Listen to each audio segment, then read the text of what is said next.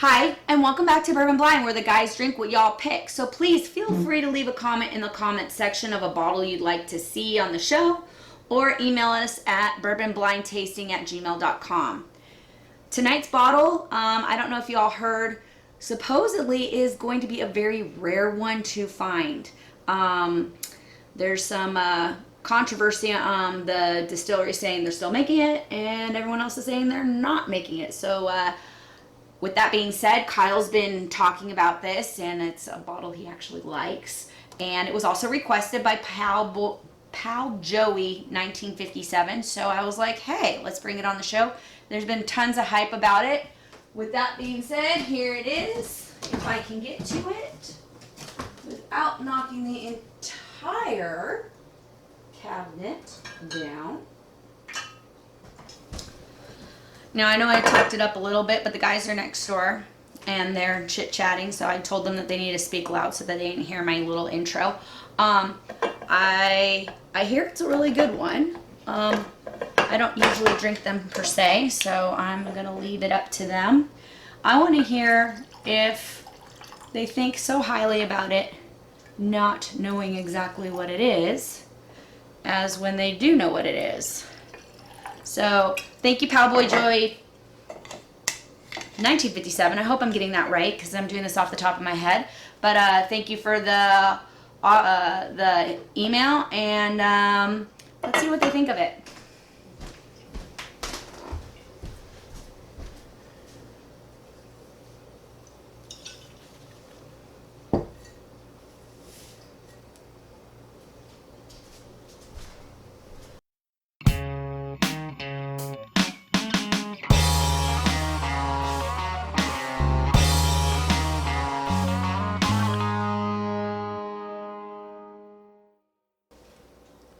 What's up, guys? Welcome back to Bourbon Blind. I'm Kyle. And I'm Jay.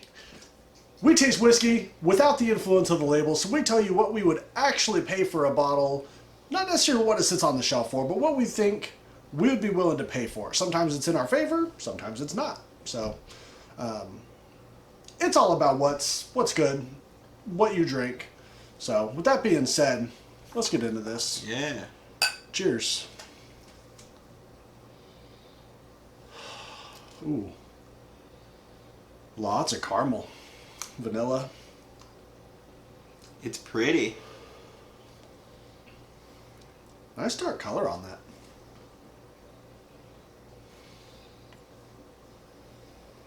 Pretty long legs all in all. Yeah. I like that. Does have a delicious smell. Kind of sweet. Sweet on the nose a little bit. Sweet. Mellow, not too ethanol-y. Mm-mm. Is that a word? It is now. Coined it. Ethanol-y. Ethanol-y. Ethanol-y. We're using it. Yeah. I almost get like a popcorn, like a... What's the sugar and popcorn? The caramel corn, the... Kettle corn. Kettle corn, yes. Kettle corn. Mmm. Smell like some kettle corn in there. I got like ahead that. of you. I had to have some. Well, I'm running behind then. Mmm, that is tasty. Wow. Definitely vanilla. Kind of a nutty aftertaste. Lots of vanilla. Yeah. Caramel. Mmm. Boy, Like a burnt- I'm in heaven. Like that burnt sugar. I think a little more of that that kettle corn. Yeah. Like that kind of caramelized sugar, which I mean would normally be caramel, but it's something more than that. You know what I mean? I'm getting like an almond taste, nutty almond taste. Yeah, I do get some of that on the back end, like you were talking about, that nuttiness. I almost think it's more of a walnut for me than almond, but I eat a lot of walnuts, so as opposed to almonds. But that is tasty. It's very sweet. There's a lot of sweetness in there, so I don't get very much spice. Not really. A little bit Just on the back end. Tiny little bit. Wow, this is nice. It's almost like a paprika spice. Like, it's not really spicy, but it has that essence of the spice. Just a kiss of a hot pepper. And Jay knows his hot peppers. I like hot peppers. Oh man, that is such a good nose. So this, I would not add any water to this. I wouldn't even touch it with an ice cube. This is fantastic, whatever this is. Wow. And now I'm getting That warmth. that warmth, that Yep. Kentucky Yep. hug. My new favorite term.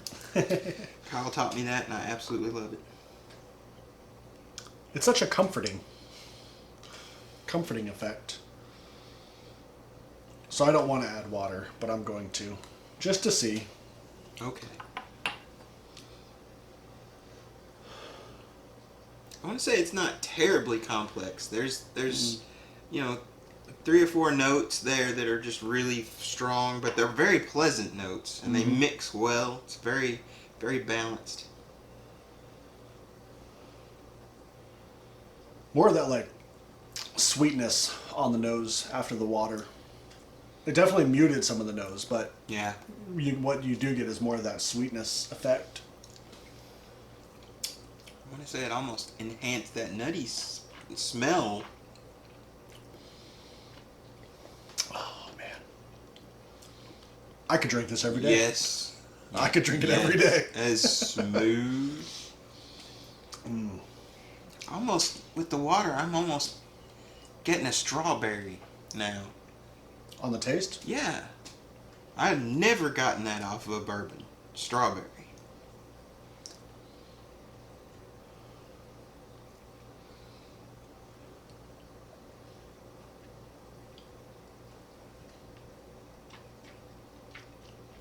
Man, that is just so good. It is not oily or overly thick.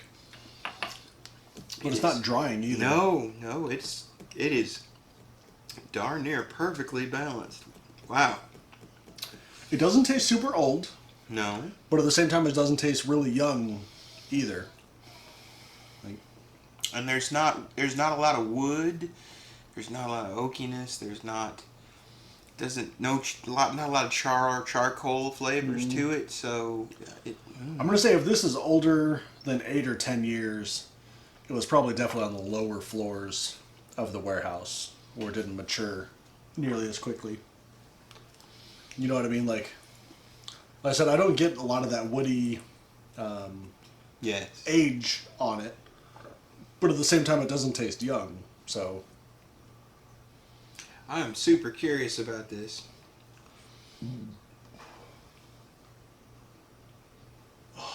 definitely get a little more of that nutty on the nose after the after the water. Oh yeah.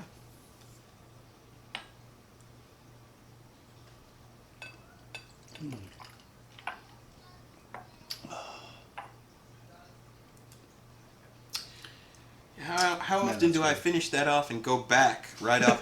Right? That should tell you something. Let's see. Go back to our untainted sample.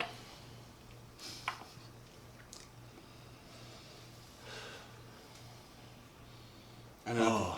It's just me, but now I'm getting an orange.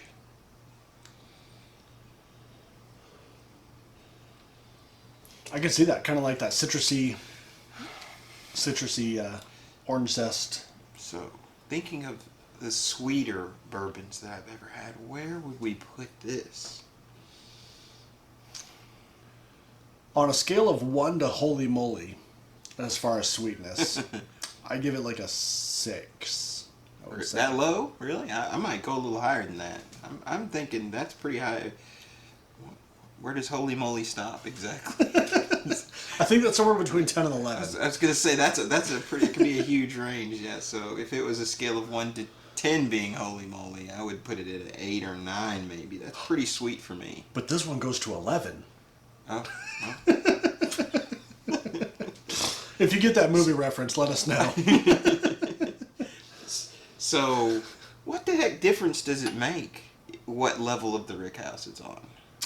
Generally, barrels that are towards the top of the warehouse they get a lot hotter, so they generally age more or less much quicker.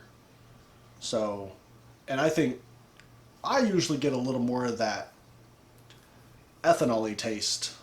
Ethanol-y. There it is again. There we go. Ethanol-y taste on barrels that have aged higher in the warehouse. Okay. So. And then, so they could age for less time and still be maybe a higher proof? Right. Is that right? So what depends on proof in a barrel, sometimes they'll go, when a barrel ages, it either loses or gains proof over time. And I gather a lot of that has to do with humidity, actually. So, Four Roses, for example, they say all of their stuff is 6 tiers high. Not 6 floors, 6 tiers. That's it. The stuff from like the 5th and 6th tier, after 8 or 10 years, will get, it'll be like at or above 120 proof. The stuff aged lower in the warehouse, which probably has more or less humidity, I would imagine, they're usually in like the 100 to 110 proof area. And actually, I was talking with Brent Elliott recently at the 130th release, and he was saying that it's not uncommon for them to pull barrels out that are proofed at like in the low 90s at barrel proof. Really? Yeah, that would be pretty insane. I would want to try that personally. Sure. Like a 95 proof barrel strength whiskey, like I'm okay with that. What the flavors on that would be. Curiosity. Right? Like, don't get me wrong, I love 130 proof Elijah Craig, George T. Stagg, Booker's, whatever, but at the same time, like, a 95 proof, 93 proof barrel strength whiskey, like, that just intrigues me. Yeah. It really does. Yeah. I'm finding more and more, I'm sure a lot of you are finding this too, if you haven't already before me, the lower proof stuff can be just as good as the higher proof stuff. Yeah. It's about what you're after, right? You know, sometimes I want the higher proof to get me there faster. Right. And sometimes I really want to say, this would be something I would want to savor. This is so good. I want to know what this is. Should we find out? Well, we need a number, don't we? Oh, good call. I'm gonna go in $60-ish price range, give or take $10. See, I waited for you to go first because I wanted you to influence me a little bit. I don't know. This is the kind of thing where everybody's palate is going to be so different. I'd pay through the nose for something like this. I don't care what proof it is. I'd go $90 to $100. Yeah? Yeah. $90 to $100. That's me. I'm a cheapskate. You just know what you're talking about. No, I have a hard time sometimes paying really high prices for a bourbon when I know there is so many good bottles that are in that 20 to 30, especially like the $30 to $50 price range. Mm-hmm. There is just almost an infinite number of bottles that in that price range that are, to me, just as good as some of the super high dollar stuff. We were just talking about Heaven Hill. Right? Drop a name. Yeah, we were talking about that earlier tonight. Yeah. And I was saying the Evan Williams the white label Evan Williams is almost as good as that white label Heaven Hill. For me, like Four Roses, the single barrel, I think the price on it's gone up. It's probably a little closer to $40 now. Yeah. But I still pay that all day long. That's still one of my go-to bottles. Especially talking about Four Roses, if you can get, this crossed my mind when I was doing whatever, and because I have nothing better to think about apparently, talking about that proofage, right? Yeah. So if you can see on all of the single barrels, they all write the last 2 characters is a letter, or sorry, a number and a letter. The number is always a 1 through 6, and that's that tier that it's sat on. So if you can get a single barrel, even if it's not a store pick, just off the shelf, right? But it's on like the first or second level, then it's probably a lot closer to that 100 proof. So it hasn't been watered down nearly as much. Because it may have only had to go from 102 proof to 100 proof. So you're getting really close to that barrel proof, Gotcha. Even though it's not labeled as a... Right. There's your tip. Aha. There's your tip, people. There's your pro tip for the night. Yeah, I'm definitely taking that one to the heart. So, should we find out what this is? Let's do it. You do the honor, sir. All right. I'm going to go back in while you do that.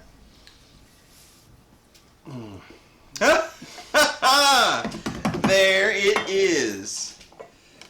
Speak of the devil. Heaven Hill, white label, bottled in Bond.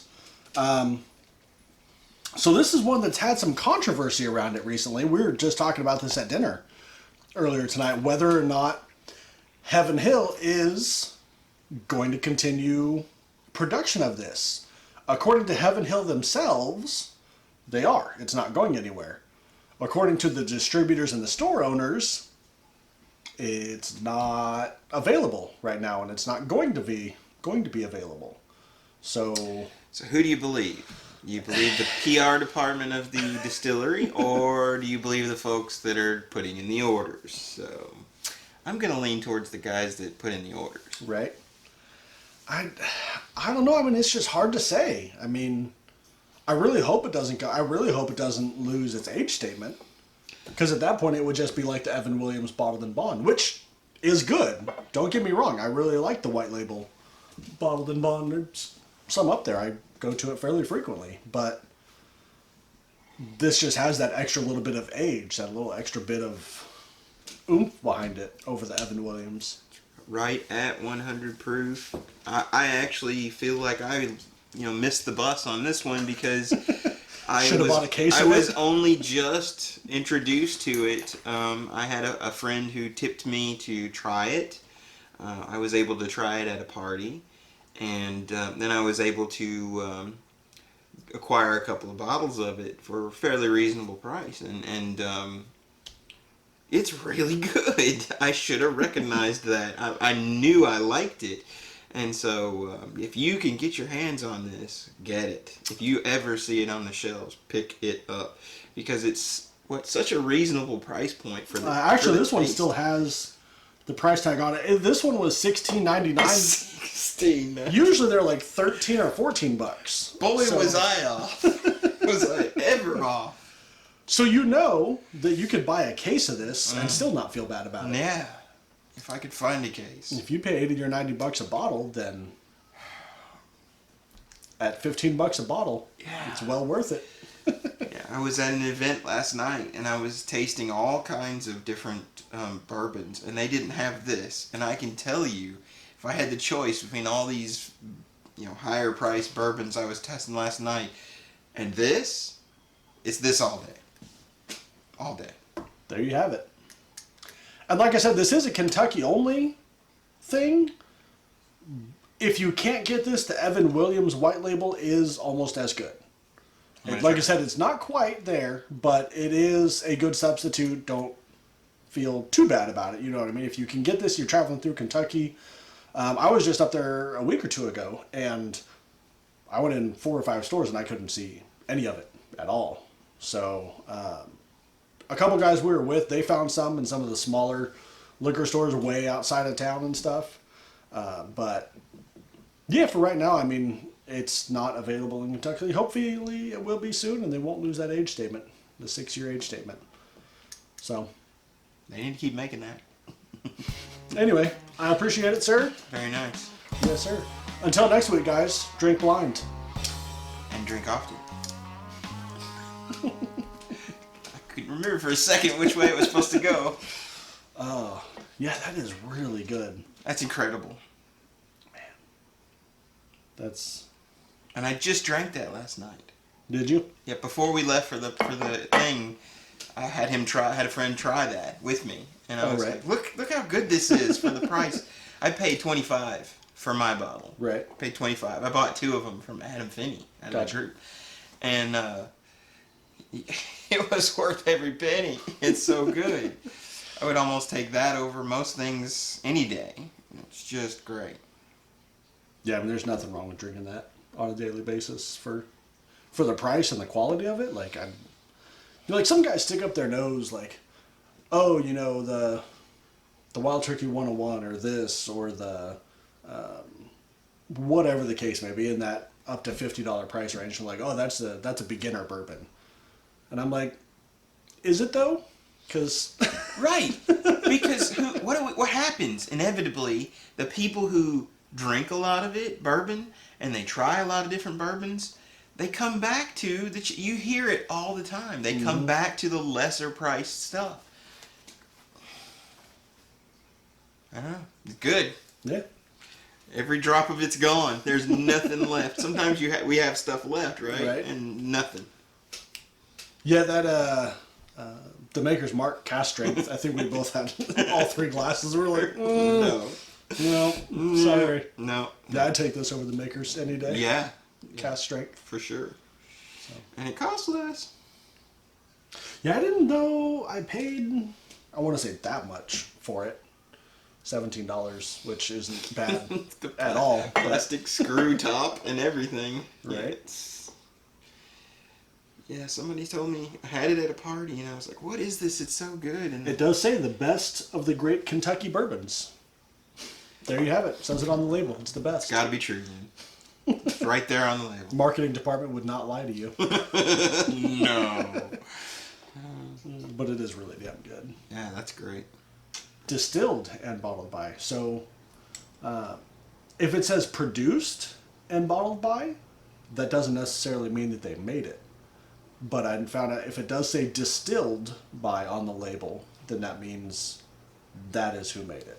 Like we were talking about the new riff earlier. So it says distilled by. So. They built an entire facility for theirs, right? Mm-hmm. They built it from the ground up, as I recall. Pretty sure, yeah. And I didn't. Oh, dude, I was there. I was in that the Kentucky side of Cincinnati for work. I stayed at an Airbnb. Went down to OKBB, the big bourbon bar and stuff down there.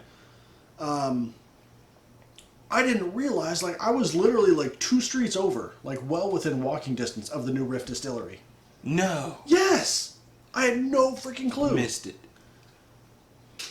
I was like, next time. That is where I gotta try the old Riff. And the bartender even said, he was like, oh, well, you know, this is made right around here. I didn't know he meant like right here, like 2 streets over, kind of right around blocks here. over, yeah. Yeah, like around here, as in like across the street. Like I'm really pleased that I liked that. I may have to pick one of those up. that's why I poured it blind. There was another guy. There was a guy. I think they're still selling it. Oh yeah. I may go in there and see if I can get it. I just committed to buying a Truby Bell Mead from a guy. Truby. The honey. Oh, Bell Mead honey. Yeah, that is so fucking good. Same guy that sold me these. Yeah, that honey, I thought it was going to be super sweet. I did too. It really wasn't No, though. Like yeah, it was just. Well, you see like the Jack Daniel's Tennessee honey and that kind of stuff, and you taste it, and it's like, whew, like Syrup. sucking on a popsicle or something like. But yeah, one of the guys in the group, I tried that Bell Mead honey, and oh man, was it good. When I picked these up, he gave me a sample, and it's the 101 proof. You know, there were like 2 batches of the honey, and this is the 101. Yeah. Did you like that one? Yeah. So let me get this straight, because I said in my intro that the distillery, there's controversy of whether or not you can get at the distillery. So I was saying it's not discontinued. That's the one, yeah. And it was actually on our list. So the fact that you guys have been chit-chatting about it, I was like, I'm going to do that one tonight. Yeah, that was cool. Do you want to do one more? Jay's up for it, yeah. I'm up for it. Okay.